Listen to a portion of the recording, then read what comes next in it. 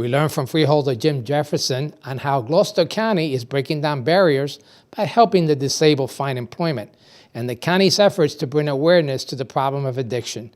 We also revisit PRAC's outreach efforts to educate us about breast cancer. It's all here on the next Latino Motion. Join us.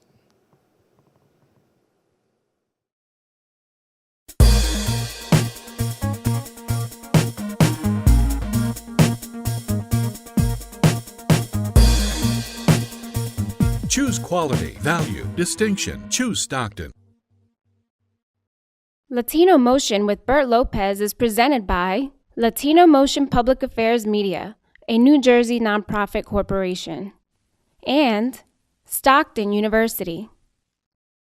This edition of Latino Motion with Bert Lopez is brought to you by the HD Studios at the campus of Stockton University.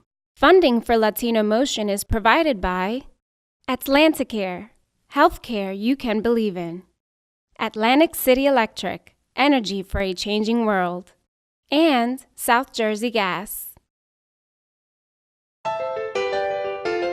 Welcome to Latino Motion, a weekly interview show highlighting issues impacting New Jersey's Latino community while advancing understanding of Latino cultural heritage and contributions to our society. And here is your host, Bert Lopez.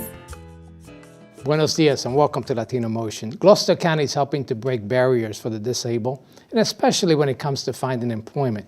To discuss this with me is freeholder Jim Jefferson. Freeholder, welcome to Latino Motion. You know, it's very difficult for the disabled to find employment to begin with, and it seems that Gloucester County is trying to do something about it and really making a big effort to try to get more of the disabled employed. Tell me a little bit about what your efforts are. Sure.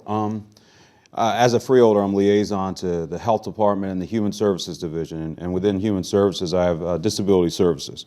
So between our office and our departments, we reached out to the Gloucester County Chamber of Commerce, our Workforce Development Board, and we've set up a disabilities job fair at our Adult Center for Transition. It's on our Rowan College of Gloucester County campus, and really what we're just trying to do is just connect employers with those looking for a job. And the ACT Center, the Adult Center for Transition, has been where our students with special needs have gone to college. And they've been getting training there. We want to talk a little bit more about the ACT Center, but let's just talk about the real big problem.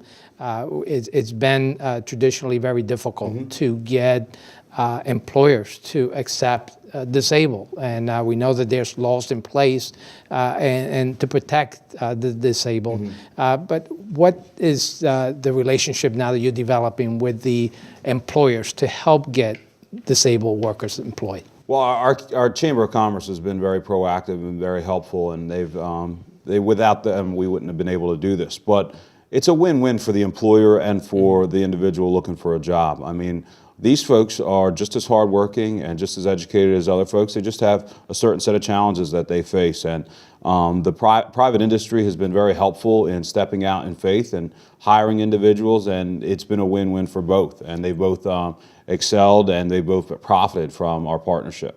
And I think that some of the employers are seeing that, the benefit.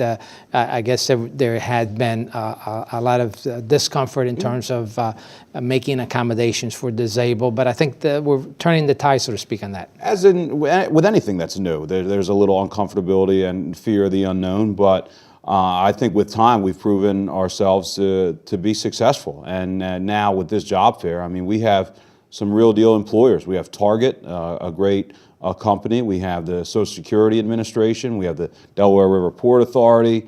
I mean, government entities. We have private industry. We have hospitals, virtual health systems.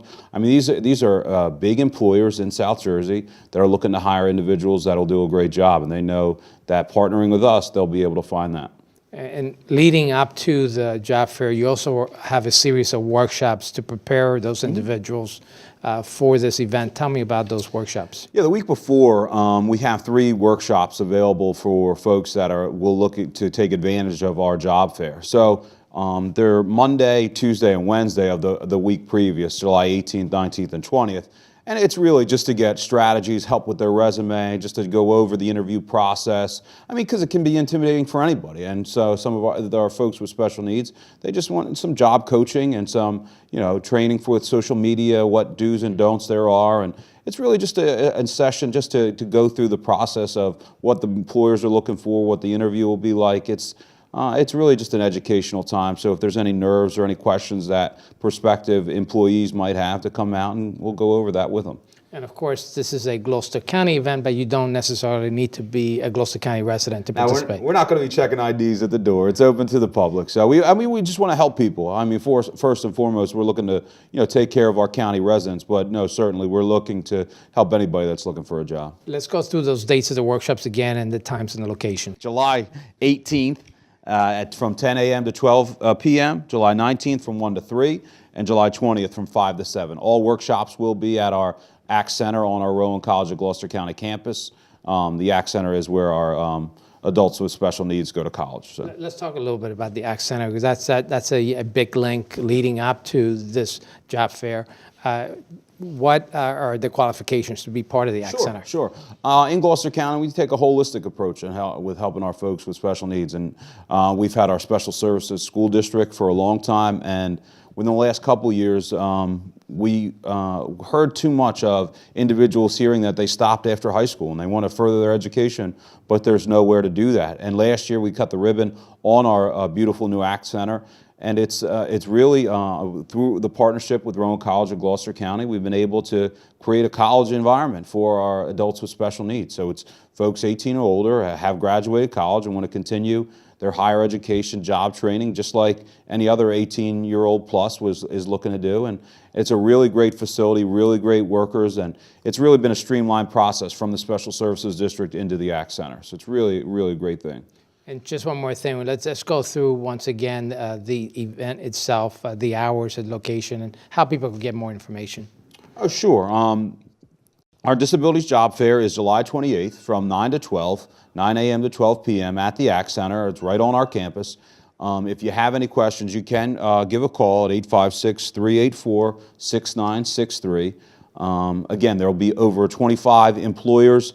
There'll be 15 agencies that will help with employment, and it's really going to be a packed house. And I assume if you don't go to the workshops, you could still participate in the job fair, but you should be prepared, right? You should the workshops are just there to help. If anybody's looking for any help before the job fair, they feel free to come on out to any 3 of the workshops.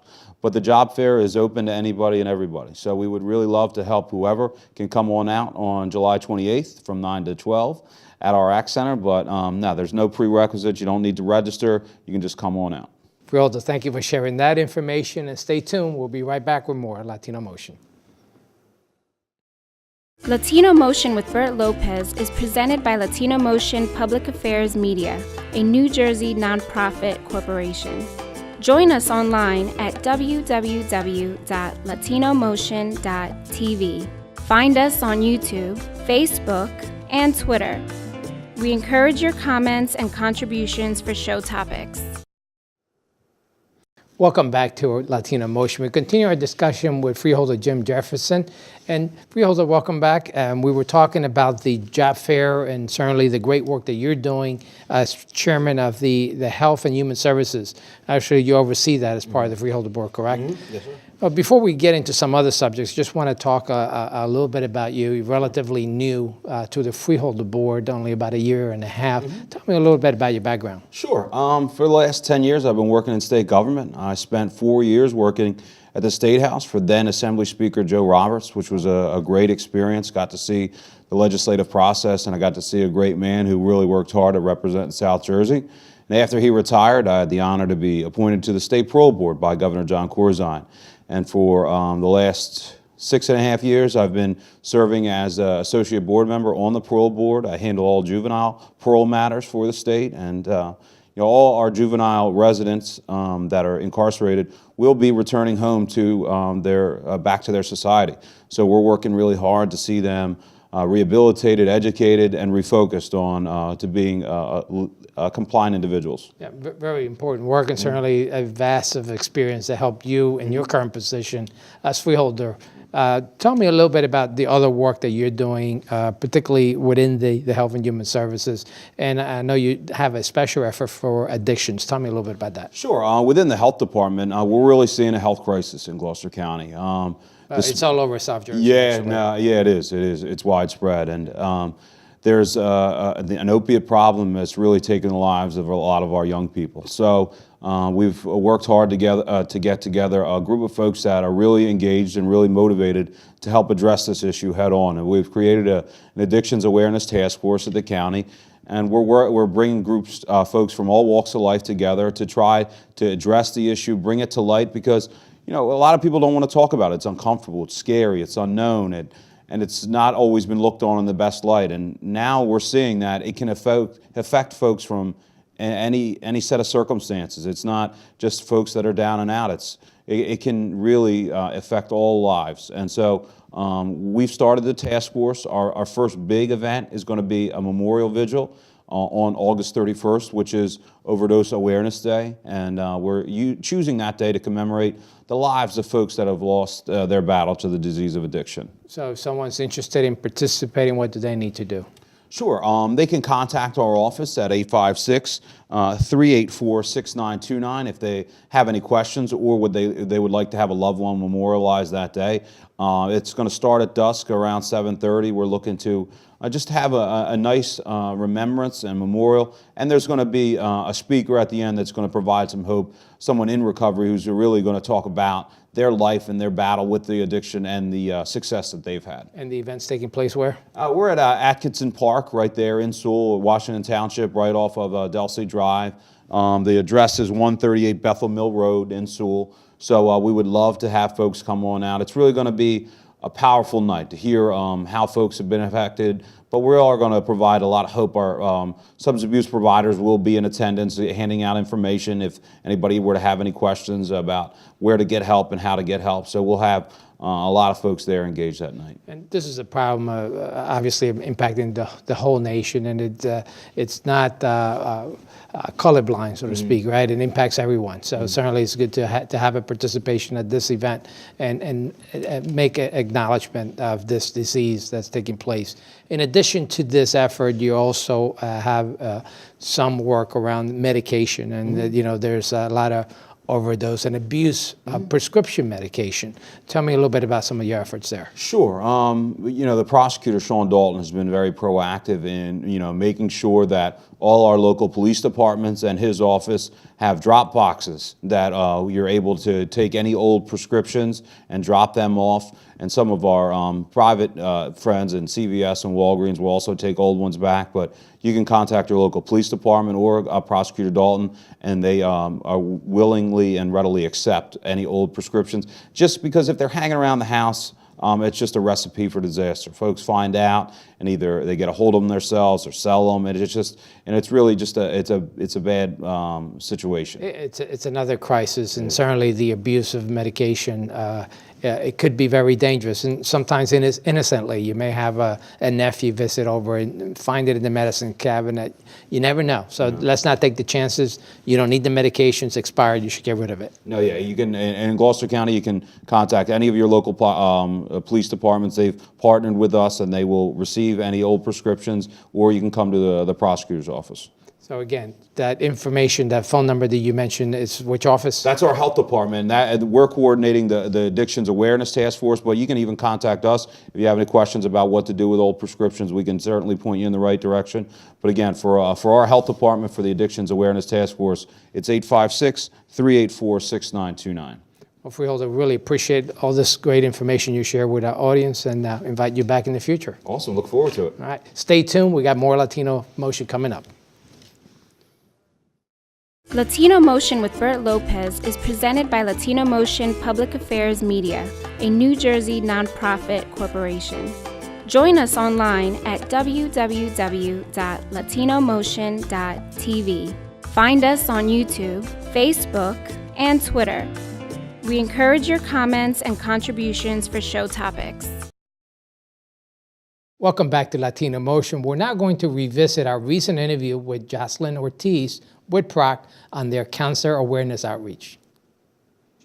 Latinas have a higher risk of breast cancer, and the Puerto Rican Action Committee of Southern New Jersey, also known as PRAC, has an outreach initiative to reach more Latinas for early detection and breast health education. Joining me is Jocelyn Ortiz. She is an outreach coordinator for PRAC. Jocelyn, welcome to Latino Motion.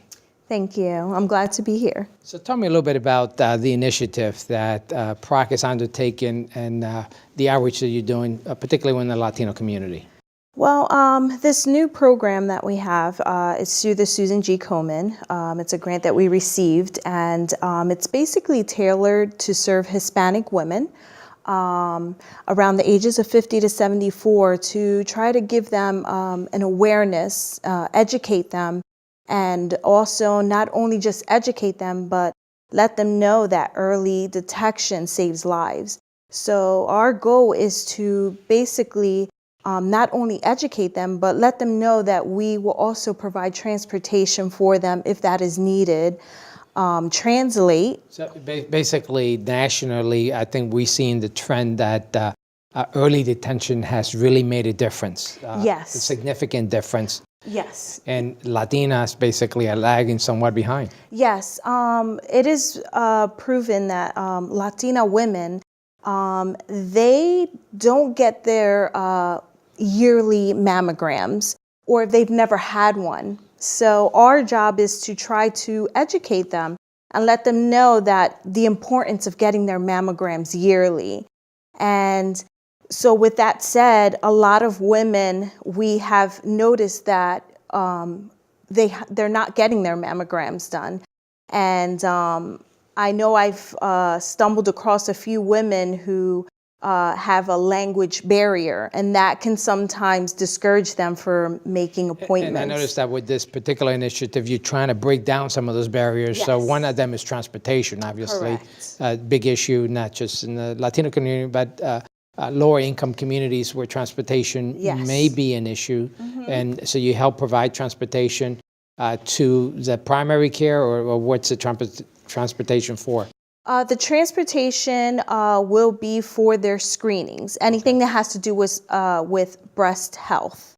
Along with also, we'll provide that one-on-one support with them. So we won't leave them alone in their appointments.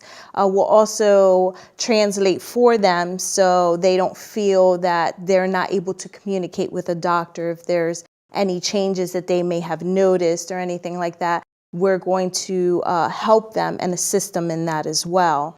And we noticed that women, particularly Latinas, are usually the primary caregivers in the home. Yeah. And they seem to neglect their own health. Yes. A lot of times what we've noticed is that they put themselves on the back burner and they take care of the family and everyone else, and they usually neglect their health, their need.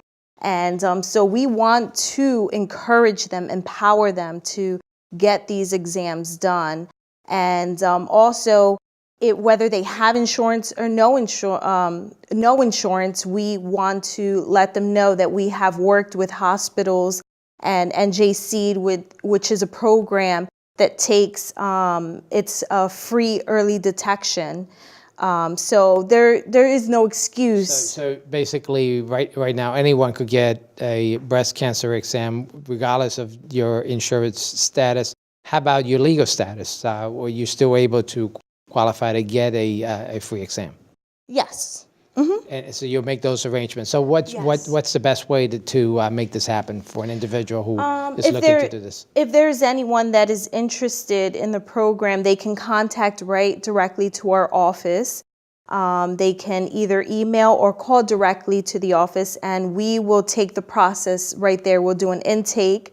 We'll contact the proper hospital or NJC, the nearest NJC, and we'll try to schedule their appointments and provide the transportation as needed. So you provide the actually help them get the appointment and the transportation to get Yes. there. Now, this is throughout South Jersey, or what areas are we talking Yes, about? we are targeting Atlantic, Gloucester, Salem, and Cumberland County. So most of Southern New Yes. Jersey is included in this program. And obviously, it's not just a one-time going for the screening, there's ongoing education as well? Yes, and also if there's any follow-ups that need to be made, we will provide that as well and continue with them on their health. So the good thing here is educating the community, obviously breaking down some of the barriers, and hopefully we see the trend where also within the Latino community, early detection is making a big difference in terms of breast cancer. Yes, correct. Thank you, Jocelyn Ortiz, and thank you, Freeholder Jefferson. And please join us next week right here on Latino Motion.